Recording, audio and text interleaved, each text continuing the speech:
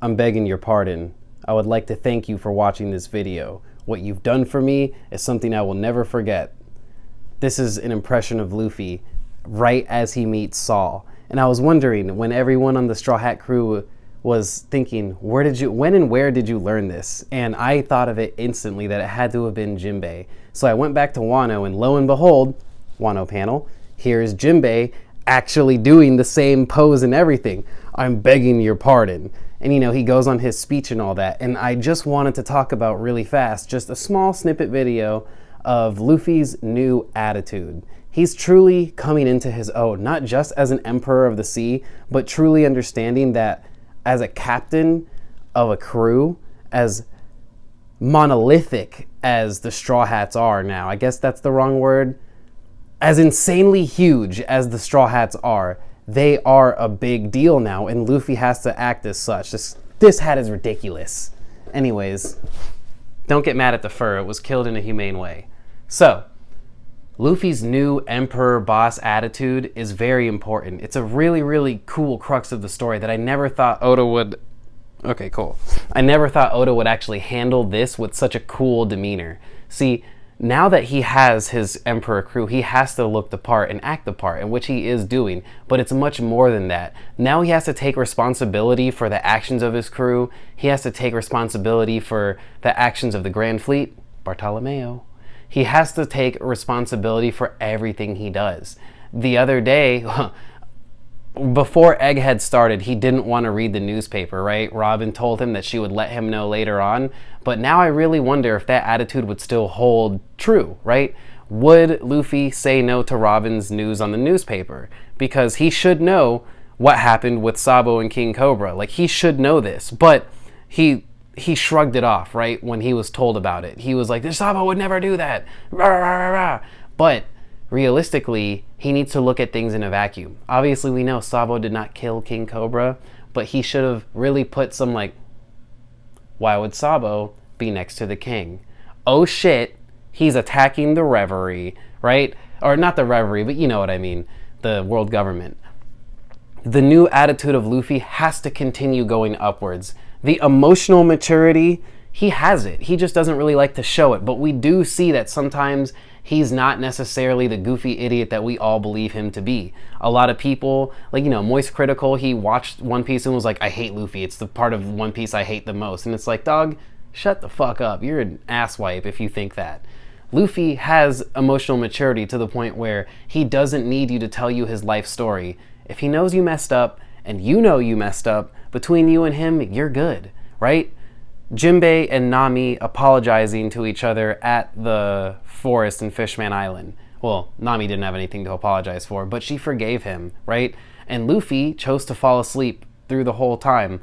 Maybe he wasn't even asleep. He was just faking it, because at the end of Fishman Island, when he gets the blood, it's revealed he was actually just awake the whole time, and he was just kind of like letting the emotional, reading the emotions of the crowd. Jinbei stepping forward, he listened finally. Jinbei told him, hey man, like right before they went to Giant Cord Plaza, they got in a fight, right? Over what? Because Jinbei said, Luffy, you can't be the one to save Fishman Island. Like, you can't be the one to smack down Horty. Do you understand it has to be me to save it? Blah, blah, blah. Fast forward, Luffy let Jinbei save Fishman Island. And it's a very, very overlooked fact. Luffy is mature now, and he's been acting that way ever since pre-time skip ended. In the post-time skip, he had to get yelled at by Zoro. He does do some goofy things now and then. But to me, at the end of the day, right now, Luffy is looking at things in a bigger picture. He's asking the important questions. Is Loki a good guy? Is Loki a bad guy? But at the same time, he is just a brash bit naive. And that's okay, because he's still Luffy at the end of the day.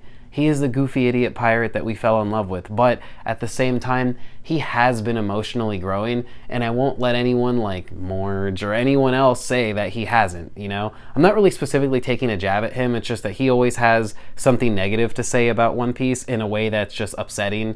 Like, he called Robin and Saul's reunion cheap. Like, bro, like, have you even had an emotional moment in your life? Like, you know what I mean? Not to hammer on him too hard, but like, let's be real. That if you don't like the moment, the reunion, that's fine.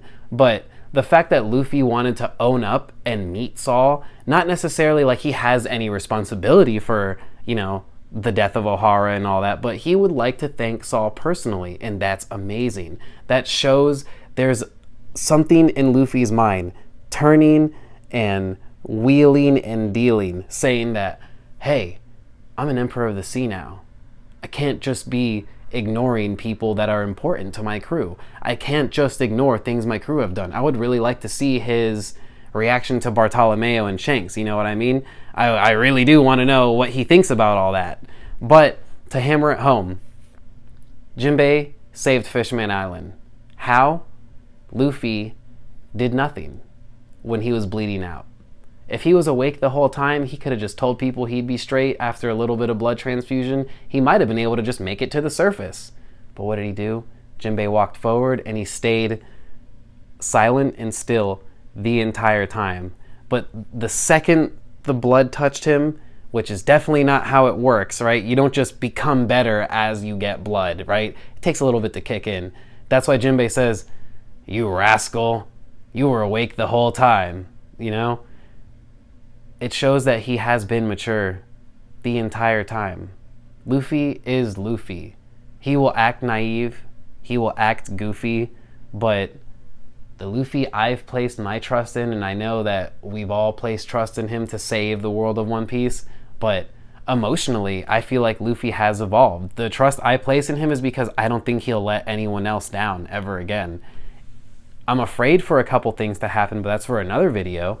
But I think whatever happens going forward, Elbaf and beyond, Luffy will be front and center, ready to take accountability for it in a way that we're not ready for. But anyways, I've been Merch Hunter Ricky. Ow! This is a goofy ass hat. We're in Elbaf now, and I think Luffy is mature. Thanks for watching. Very much appreciate it. Have a good night, everybody. Really quick, I also want to talk about one more mature aspect of Luffy is his usage of Gear 4, specifically the mini Gear 4. This, to me, shows that he knows that Gear 5 can't be his end-all be-all if he's going to whoop it out when he needs to win.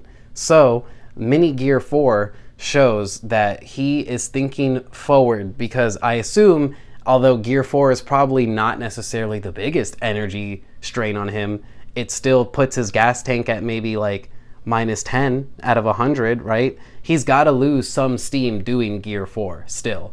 Whether or not, like I said, it takes all of his gas anymore and he has he's done with the 10-minute restraint and all that, that's great.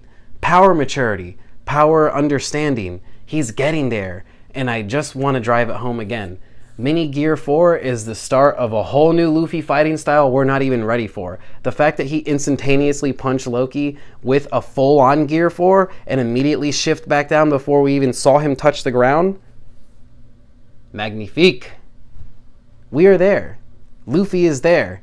Whether or not people want to admit it is another story, but Luffy is mature. Thanks for watching.